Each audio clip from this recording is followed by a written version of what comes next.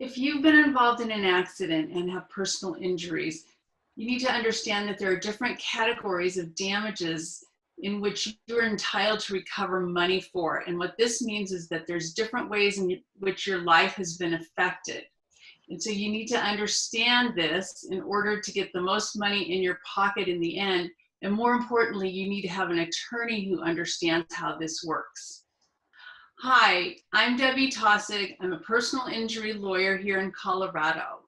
Now, the first type of damages that I want to talk about are what's called economic damages. So this includes medical bills, lost wages, and any other out-of-pocket expenses.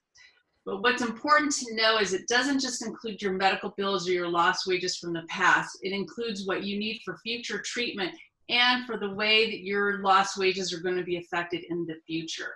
And so it's important to have the right people on your team and experts that can help you put together these types of injuries so that the insurance adjuster or a jury can understand them.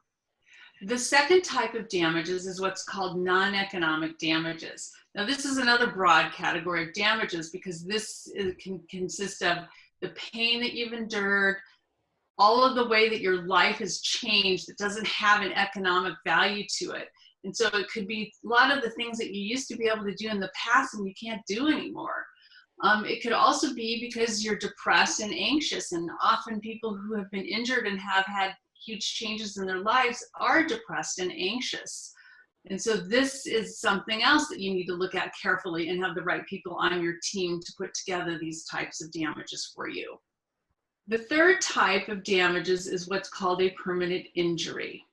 And this is important because this means that your injury is permanent and is never going to go away. It could be something as huge and significant as being in a wheelchair, but it could also be because you have an injury to your spine that is going to cause pain for the rest of your life. If you're watching this video and have been involved in an accident and have personal injuries, I know that it can be overwhelming.